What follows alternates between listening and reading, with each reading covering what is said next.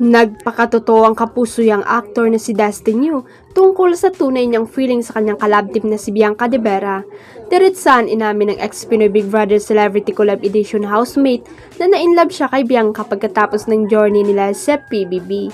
Sa vlog ng veteran broadcast journalist na si Karen Davila, sinabi ni Dustin na totoong nahulog ang loob niya kay Bianca at ang housemate na naging pinakamalapit sa kanya. Ang daming napagsamaan inside Siya rin ang nag-open sa akin ng different perspective. Lagi kong sinasabi, first time kong makamit ng tulad ni Kaka. Tawag niya kay Bianca, iba siya ang payag ni Dustin. Sunod na tanong ni Karen na in love ka sa kanya, tumawa lang binata sa nag-dialogue ng alam naman ng lahat ng tao na napahanga ko ni Kaka. Pero yun doon na in love ka sa kanya ang pag-ulit ni Karen sa kanyang question. Tugon ni Dustin, oo naman Miss Karen, hindi ko naman yun maitatanggi. Ngunit agad nilinaw ni Dustin na hindi pa niya girlfriend si Bianca at hindi pa rin daw niya makumpirma sa publiko lalo na sa kanilang mga fans. Kung nanliligaw na siya kay Bianca, ano kami ngayon friends ang sabi ng aktor.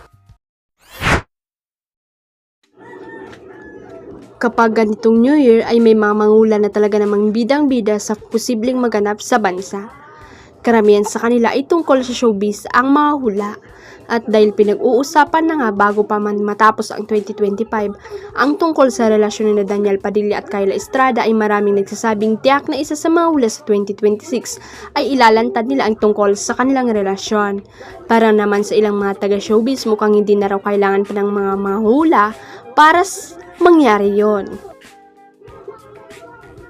Sa nakikita nga ng mga sumusubaybay kina Daniel at Kyla, ay mukhang mangyari naman ang bagay na iyon ngayong 2026. Tila hindi naman talaga itinatago ni Daniel at Kyla ang tungkol sa pagiging close at may mga sighting nga sa kanila na magkasama. Siguro ay the right time and at the right place lang ang kailangan para matanong si Daniel tungkol sa kanilang dalawa ni Kyla at pwede naman daw umamin ang aktor. And in fairness naman kasi mukhang marami talagang boto sa sinasabing relasyon ni Daniel at Kyla.